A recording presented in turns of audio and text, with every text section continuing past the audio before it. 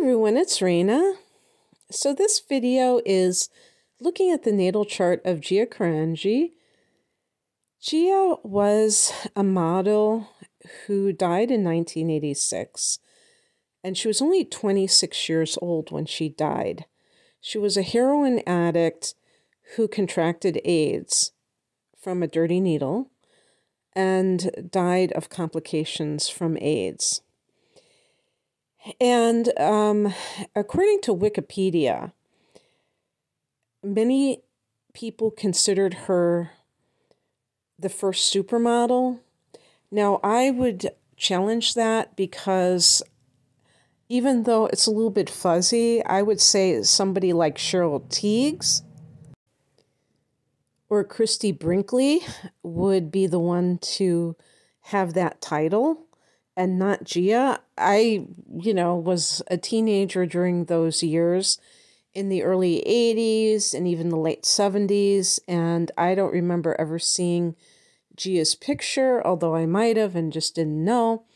But certainly I saw Cheryl Tiegs and Christy Brinkley. But what we can say is that she was one of the early supermodels at the very least. And maybe people who are on the younger side don't know who Cindy Crawford is. Maybe she's been in reality shows and you do know who she is.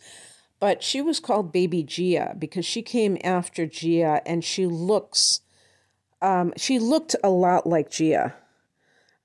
So that was really quite freaky. But anyway, there's a book called Gia, and I read that book many times. It's like an oral history where they just have different people who knew her talking chronologically about her life. And it's fascinating to me because I never was able to see her, actual like talking or anything. I just was reading about her, and people would describe her mannerisms and things like that. And when I did see her, because you can see on YouTube when she was really wasted one time and she was being interviewed for something, how she was. But it seems to me that she may have had, like, I don't want to say like a split personality, although like different. I suppose like sometimes when people are not sober, they do act totally different than they normally do. Differently, I should say. But in the particular thing that I saw, she seemed very masculine, which is freaky to me because she had very delicate features. And if you look at her, she had like what we would call like a butch or a masculine side to her, but she also had a very feminine side. And I don't know if her sexual orientation, I think she was actually a lesbian. I don't remember if she had any male. She did have a female partner that she got involved with, but I'm trying to think about any males and I can't see. Okay, they do say here that she was bi, but sometimes that kind of thing is assumed just because somebody dates the opposite sex, that means that they're bi. Okay, in Wikipedia, they say that she didn't want to be just pegged as a lesbian in that particular community. So she probably just didn't want the labels because her sun sign was Aquarius, and that makes total sense that she wouldn't have wanted to conform to one particular group or identity.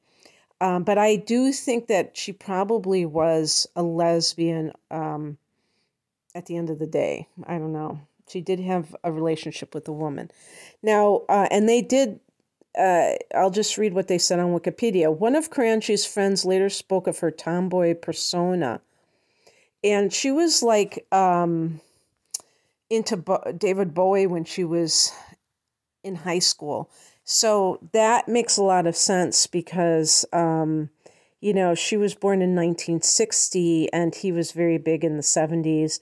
And I could see her, being really attracted to his type of alternative style, which kind of preceded the punk movement, okay? Glam rock, for instance. So anyway, what I want to do in this video is I want to look at some different aspects to Gia's life. Like, can we find something in the chart that would indicate that she was beautiful? Can we find something in the chart that would indicate that she would develop a drug problem? How about her mental health? Can we look at that? Can we look at her modeling career? Is there anything to talk about with that? Oh, one thing that's very important is that when she, her parents did not get along. And when she was 11, her mom left the family. And when I was looking at Wikipedia, they mentioned that relatives saw her as shy, and they even used the term mommy's girl and even spoiled, okay? And they and people did tie what happened to her when she was younger with her parents, and I'm sure they also, because of her mother leaving, that led to her drug dependency. So that's another thing I want to look at. Can we see anything about, like I said, her mental health or her emotional behavior, status, and also maybe her relationship with her mother? I think it's really important to note that to describe somebody, to describe a child as spoiled, and especially to describe them as needy. Well, they said manipulative, but needy. Children need their parents. So if her mother left when she was 11, that's like devastating. So this kind of like makes me think that she was surrounded by people who might not have been very sensitive. And this is sometimes a situation where somebody comes into this incarnation, into this lifetime, and is very sensitive. Maybe what we would call extra sensitive, more sensitive than the average child. And they have an environment that is insensitive or not understanding of the fact that not everybody is the same, and some people need more nurturing than others. Some children need more nurturing than others. So we can talk about that. Is there anything about emotional sensitivity? The reason that I like to do that with these particular celebrity readings is because we can, we know certain things about that person's life ahead of time. If I'm doing a personal reading, I've never met that person, many, many times. I rarely read for anybody I've ever known. But we can definitely look for certain things when we know what that person has been through. So I'm just going to start by talking about Gia's personal planets. And I'm also going to talk about the ascendant, which is included in the personal points. Her sun was in Aquarius, her moon was in Pisces, her Mercury was in Aquarius, her Venus and Mars were both in Capricorn, and she had Libra rising. Aquarians tend to be very intelligent, but they also tend to be very intuitive. Or I should say intuitive. her moon sign of Pisces is very intuitive and, or psychic, downright psychic. And it's also very sensitive. Now, here's really what's going on. Her moon was in conjunction with Chiron. Chiron was at 26 degrees of Aquarius. So this is a good example for anybody who is an astrology buff that you don't always have conjunctions where the two planets or elements are in the same sign. This is a perfect example of that. The moon was at 4 degrees of Pisces and Chiron is at 26 Aquarius, but close enough to form a conjunction. When people have conjunctions between the moon and Chiron, they can be so sensitive that it's like if you blow on them, they could break. Okay. And so if anybody out here or out there has this conjunction and you can vouch for what I'm saying, let me know in the comments because and tell me what your conjunction, what sign or signs they are in. Also, we could say that we could call this the mother wound because this is like, she had it in the 5th house, this conjunction. And so I would say that it's, the 4th house is the 4th house is the childhood, and she has a stellium here. She has 4 planets here, and the 5th house is the inner child. So this is something that, and it's also other things. It's love, it is creativity.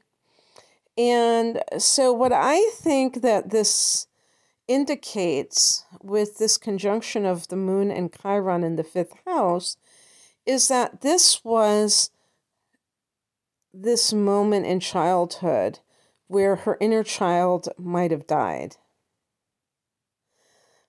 We could say that the inner child never dies, if you want to be very positive about it. But in general, what I mean is that, and actually I shouldn't have said that died because there is always the potential for being able to heal.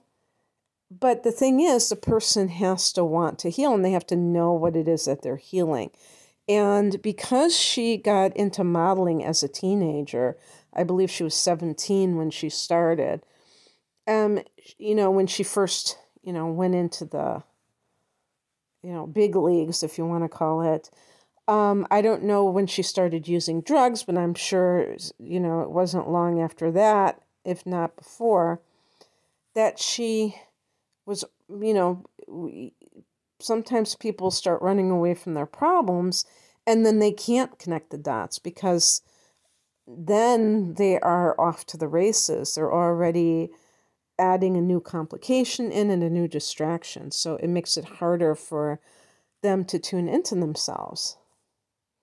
But I would say that that was probably a great wounding because it is connected to the moon. The moon is the mother. Now, interestingly, because the moon is in Pisces, we could say that her mother behaved like a Pisces. A Pisces moon sign, it doesn't mean that the mother was literally a Pisces. It means that she might have behaved like a Pisces. How do Pisces people behave? They can have a sense of learned helplessness. They can have a feeling that no matter what they do, life is in control. They're not in control. So there can be a situation where that person, as I stated, her parents did not have harmony in their life. They did not get along. So because of that, if the mother was in any way like abused from the father, I don't know if that's true, but she did leave the family. So she must have felt like she couldn't take it. And if she left, she deprived herself of her own children. But she may have felt so disempowered in that relationship that she just wanted to escape. I actually know someone else who has who had the same situation where the mother left the home, which has to be exceedingly rare. It's usually the father who abandons the family, not the mother. Not surprisingly, that woman became a drug addict as well. And I'm trying to remember. I know who she is, but I can't remember all the details of that person's life. But yeah, so it just shows you it's very, very traumatic because, we associate the mother as the main caretaker of children. So when the mother's gone, it's like off the charts trauma. So anyway, what I want to say, well, first I want to talk about her emotional state. And, she had the sun in conjunction with Mercury, so that heightened the intellectual aspect of herself that was an identity because the sun is involved, and her sun is also in Aquarius. Mercury and Aquarius, air signs, are very good at communication, and Aquarius is ahead of its time. So it's not surprising that she would be considered the first supermodel because there is that tendency. Aquarius rules the 11th house in astrology. And I was saying to somebody that was watching one of my videos they were telling me that something about the 11th house wasn't the internet. I can't remember what our back and forth was. I have heard that the third house is considered the internet and social media, but I could have sworn that I did hear that the 11th house was, that initially I heard that the 11th house was. And it makes a lot of sense because this is Aquarius's domain. The 11th house is the house of the collective, and it's the house of technology. And I think the person I think I said it was motion pictures. And they said, no, it's the 12th house because, Neptune rules photography. And I did see that they were correct about that, but I still maintain that the 11th house can be seen as mass media for the simple fact that technology is how we reach the masses and how it all comes together and how people, especially nowadays. But the third house is considered the house of the media and social media in particular. Obviously, in the early 80s, there was no such thing as social media. So, anyway, I just wanted to kind of bring up that. And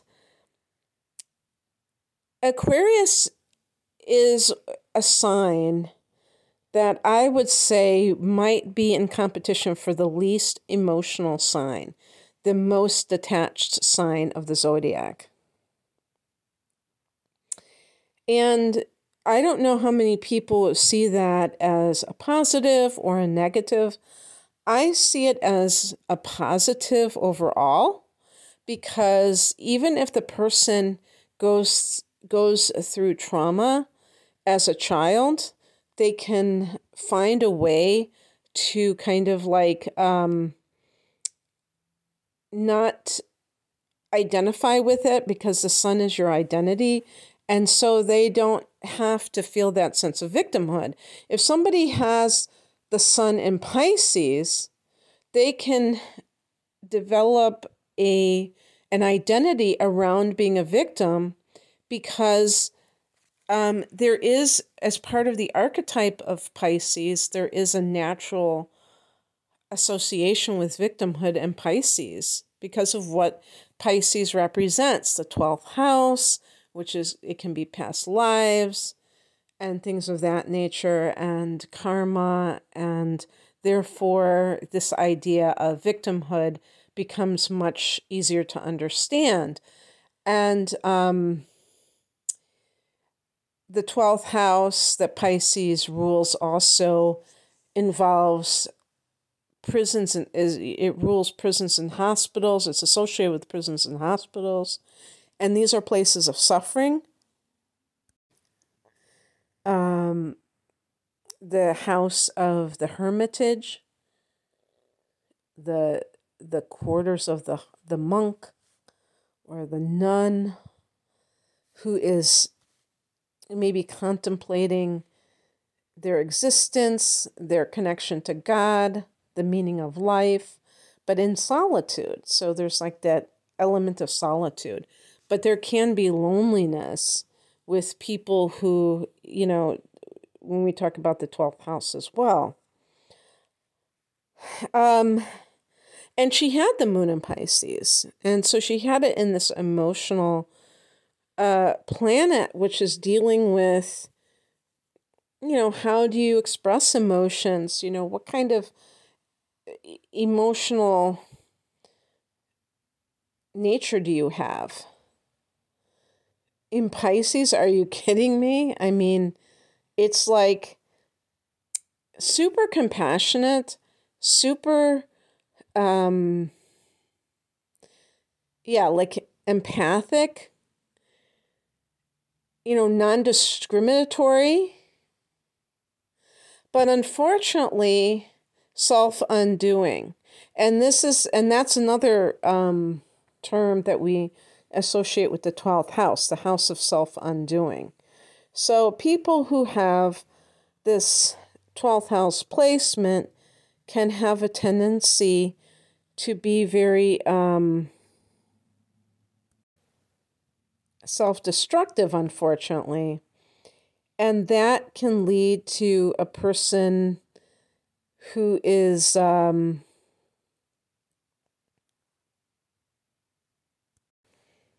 one thing that I want to point out is that Gia had an opposition between the moon and Pluto.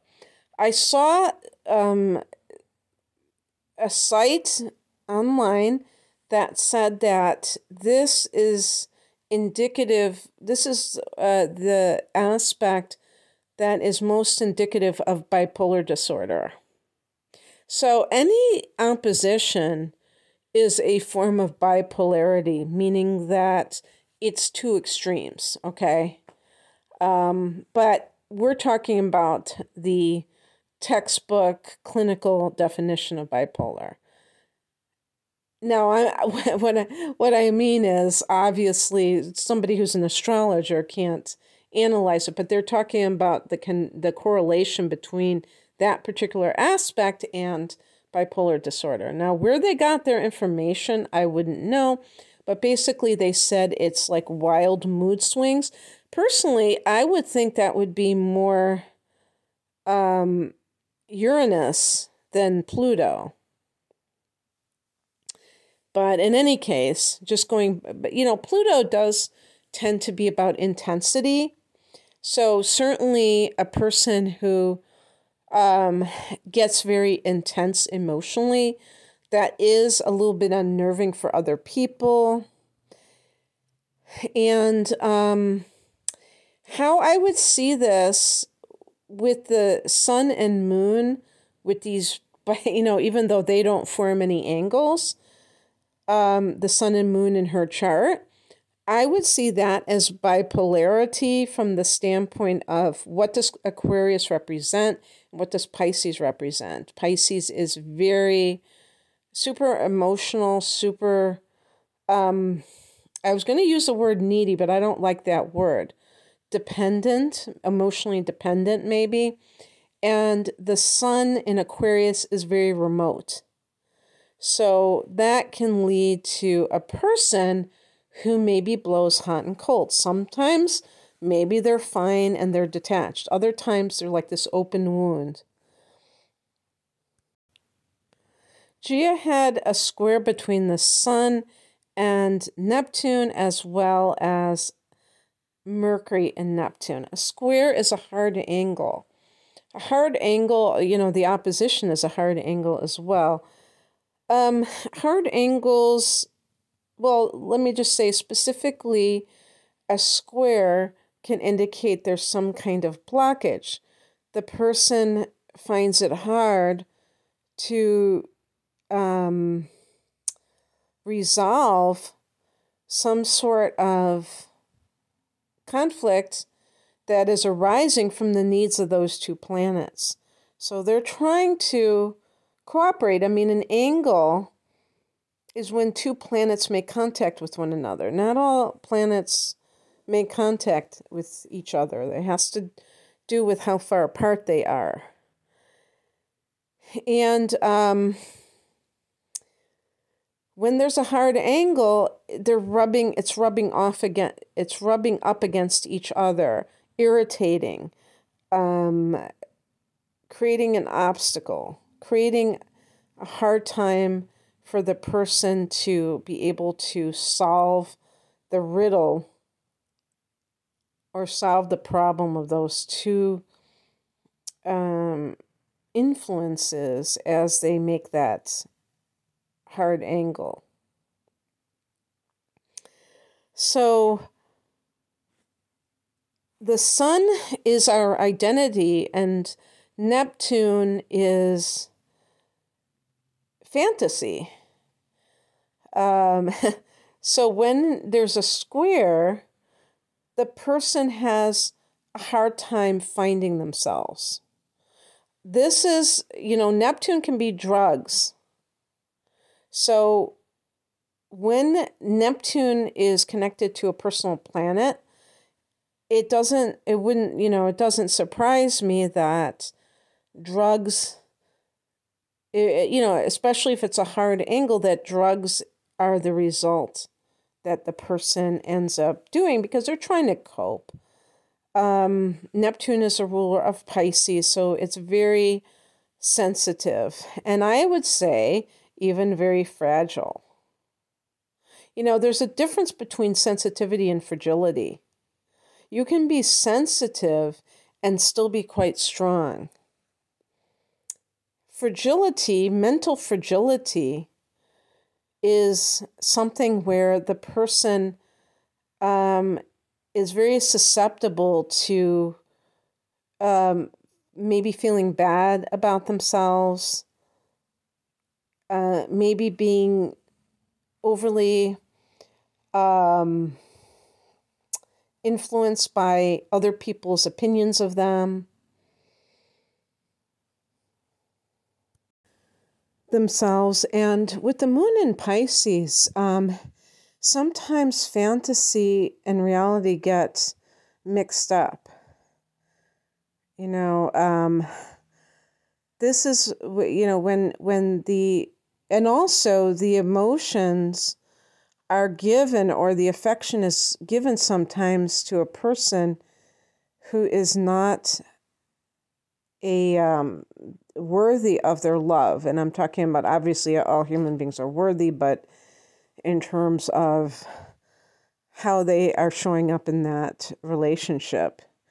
So you will find that many times a person who has the moon in Pisces, if they do have a successful union with someone, they may have kissed a lot of frogs first, and they had to go through all of that before they they learned their lesson about being discerning, about having compassion for others, but not allowing people access to them at a deep level if they are troubled. But in this case, Gia was troubled.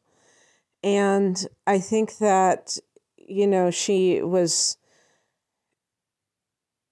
she was just like so traumatized by her mother leaving, and maybe other things that we don't know, that just because somebody wrote a biography about someone or there was an oral history doesn't mean they know everything about that person. Some people keep a lot of things secret. I read somewhere that people with the moon in Pisces can be secretive emotionally. I thought it was just Scorpio, but I think all the water signs are like this, and even with the sun signs. I know this personally. Why? Because their emotions are so, they're so sensitive to what happened that they don't even want to relive it. So they just kind of pretend it never happened. And also, they just feel that sense of being out of control when it comes to reliving these things. And I can kind of understand that to some degree.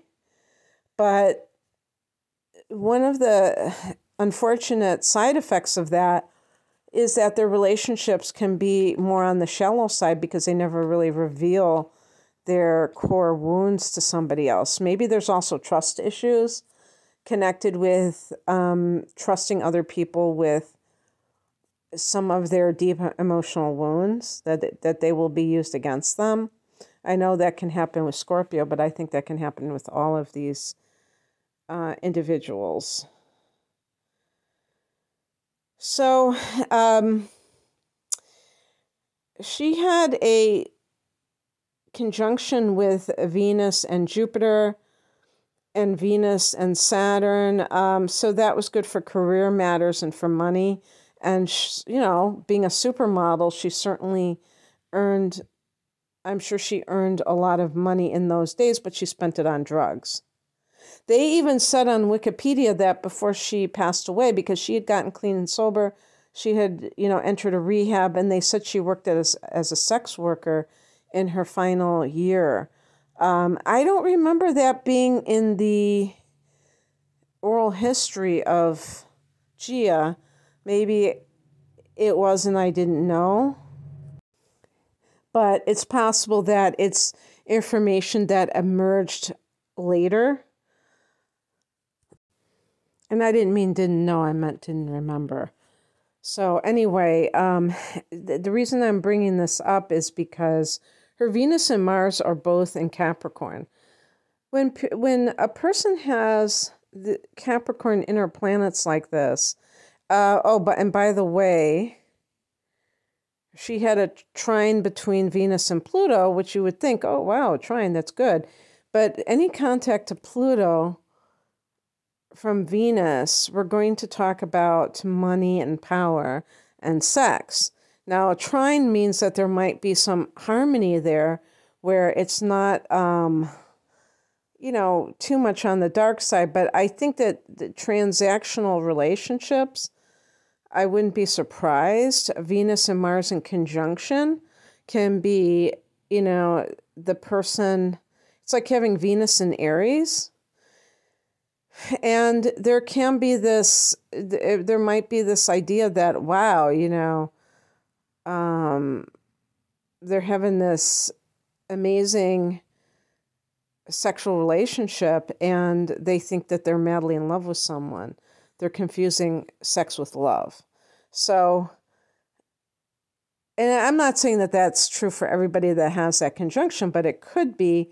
And then when they're in Capricorn, there can also be the monetary angle to that. So I can't remember what her spending habits were, if she blew money.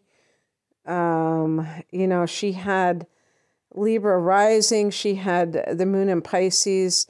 I feel like they could be free spending. Her Neptune was in the second house of earned income. So that can be somebody who is gullible with money, maybe that they tend to get victimized with money. So somebody scams them, scam artist comes along. But I would say in love, maybe that is where it shows up. Who knows? Well, oh, one thing I want to say, I was looking to see how the moon was aspected to Neptune. Actually, it's a trine. So that's good. What I wanted to say is that I mentioned before that she had a square from Mercury to Neptune. This can be the person who has issues with, perceiving, processing information. Sometimes this can be like actual diagnosed learning disabilities, but it can also be, to me, on the emotional level, due to past trauma, where the person doesn't hear things. There's a distortion in how they hear information being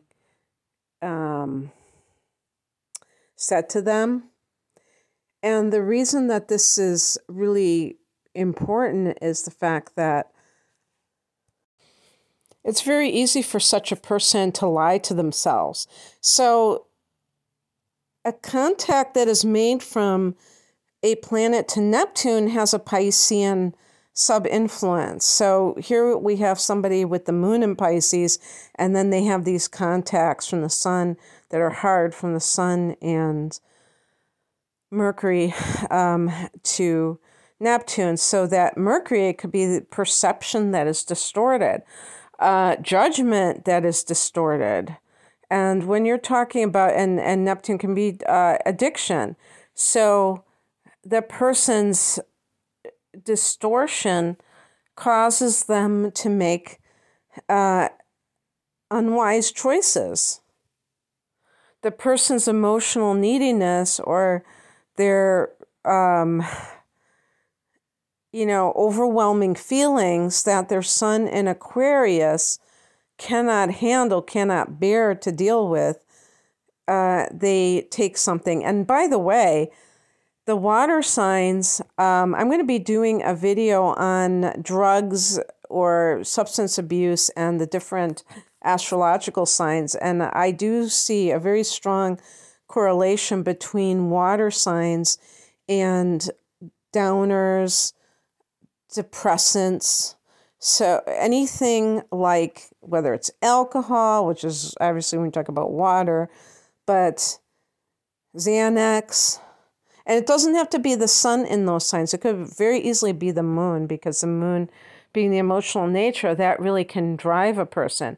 As we can see in this case, the person had the sun in an air sign, but because the moon was in a water sign, it was really maybe upsetting to them that they had these feelings.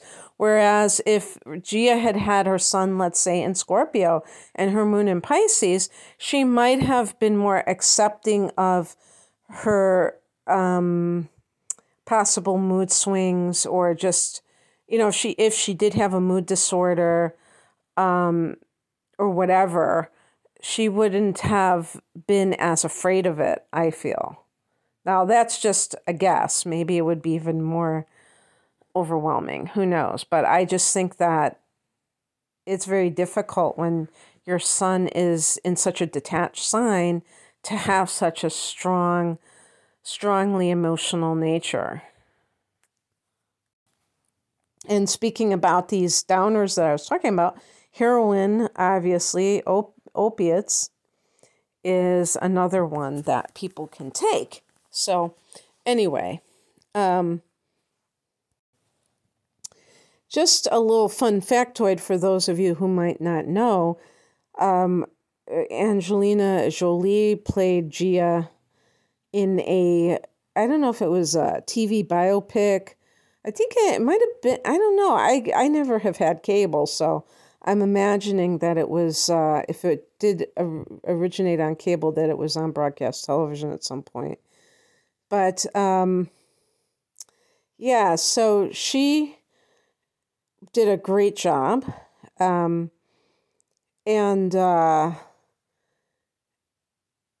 that's a movie worth seeing for sure. And I still had my screen up with all the search results, and I see here that it came out. Yeah, it was a TV movie, and it came out in 1998. Damn, that's 25 years ago. That is just inconceivable. So Gia had Libra rising. Libra rising, when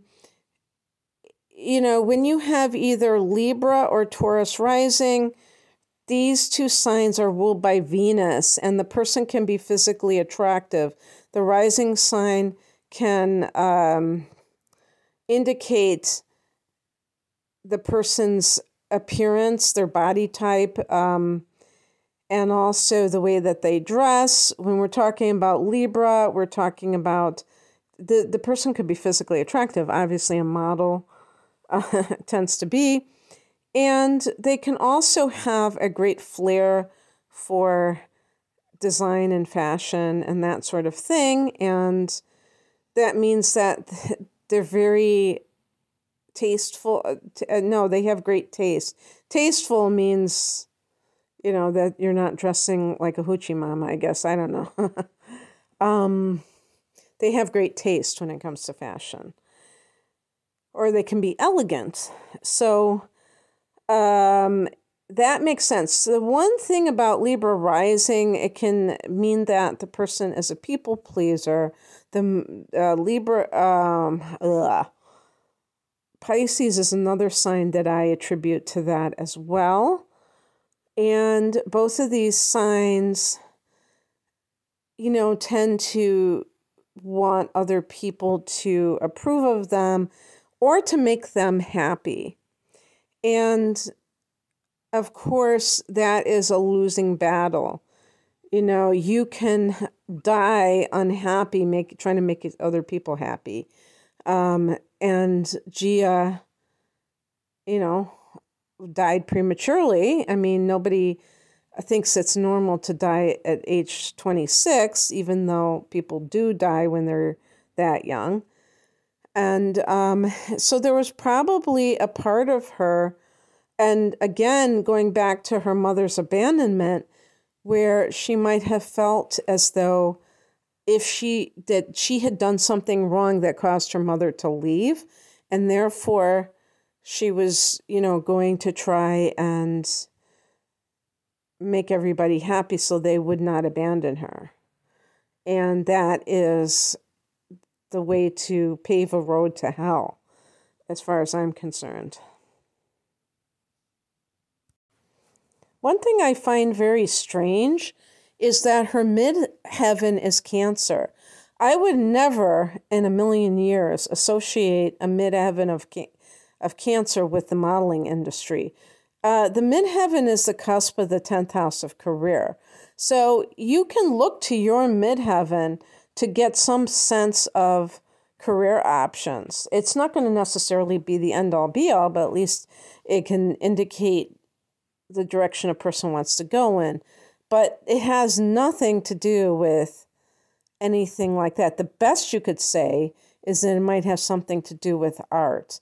Or if Gia had continued to live and grow, if she had gotten sober and stayed sober and maybe recovered physically from her drug abuse, because I heard that she had a track mark that was actually like this big gouge in her arm, something really horrifying like that.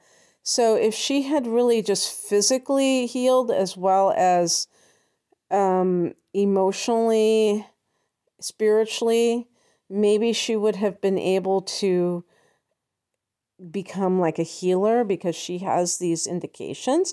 She had the North Node in Virgo, which is the ruler of the 6th house of health in astrology, in her 12th house.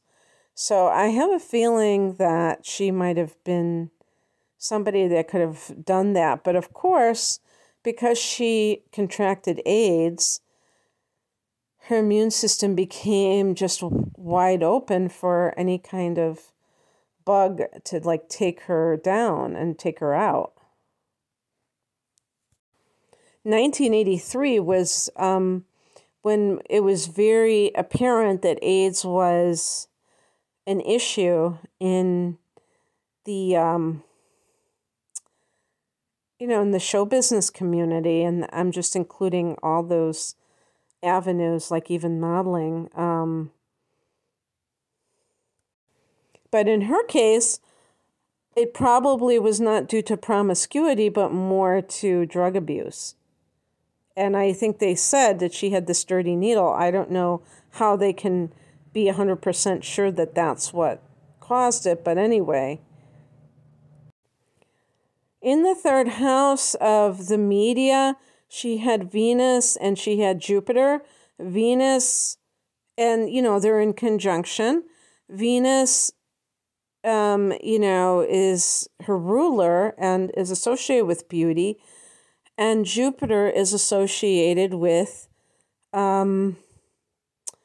luck and expansion. So with the media, that was her ticket to expansion, to prosperity. Both of these planets are considered benefics, and they are associated with money, but also the lucky break of Jupiter. So, when I was reading about it, it sounds like she did have a lucky break when it came to beginning her modeling career. Who knows? If she would have lived, she might have been on Entertainment Tonight or some kind of sometimes, you might get somebody who's a model who becomes a host of some kind of a show or what have you. But that's all speculation. In her fourth house of home and family, she had the sun there with Mercury right there. She had Mars and she had Saturn. Mars and Saturn are in conjunction. That Mars in the fourth house and Saturn, that could indicate some kind of domestic violence. I can't remember if her mother suffered from, with that. So that, there's definitely conflict and there's maybe an authoritarian attitude. Aquarians don't take well to authoritarian attitudes. So that can be traumatic for an Aquarian. Whereas if somebody has a sun in Capricorn, they may think that their parent is doing the right thing. But it all depends on how you interpret that behavior. Mercury here can indicate someone whose memories are connected to the past. And the problem with that is that when somebody is dwelling in the past, it can make it very hard to move on.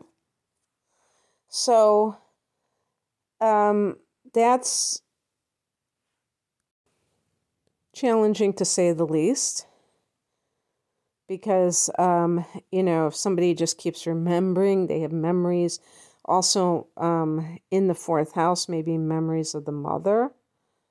Because the mother is the ruler of the fourth house. I mean, in my view, that's true. And so I said and also I just want to say that Pluto in the 11th house can be friends in high places, can be powerful friends. Uranus in the 11th can be attracted to, people who are kind of outcasts or different, eccentric types of people. I mentioned when she was in high school with the David Bowie thing, and that certainly would be appealing to such a person. They would make a beeline towards the people who were rebels, who didn't conform to whatever the trendy thing was at the time. Well, of course, David Bowie was, kind of trendy too, but maybe in a bit of a subculture type of a thing. So in terms of addiction, when I do that reading where I talk about addiction, I think I'm going to focus on the 5th house, the 8th house, and the 12th house in particular. She didn't have any planets. She had the North Node in the 12th house. I don't think the North Node, unless you want to say that her destiny was self-destruction. And, we don't really know, a lot of people, when they hear somebody has OD'd, they think, what a waste. 26 years old and OD'd. Now, she didn't OD, but you know what I mean. She contracted AIDS as a result of her drug abuse. So she might as well have OD'd. But the thing is that, how do we know that it's really a waste? Is anything really senseless? Isn't there always something to be gained from that? And isn't it true that when other people go through horrible things, that it can help people as a cautionary tale? So anyway, the fifth house is the house of pleasure. And she had the moon here, and she also had Chiron here. And they were in conjunction. It's also house of love, but I'm focusing on the addiction angle. I wouldn't say that the moon in the fifth house really has anything to do with addiction issues, except for maybe like the inability to be satiated by love. Maybe when relatives or whatever noticed that she was needy, it was because she was a bottomless pit of need when it came to being kind of consoled or what have you, because she might have felt that she was like an empty shell. And when people feel that way, obviously it's not a very pleasant feeling. So numbing oneself so that the person doesn't have to feel so acutely can lead to something like that. Heroin is an extreme drug. You don't take heroin lightly. And, so the fact that she did that in the first place means that she was probably in a great deal of emotional and psychic pain.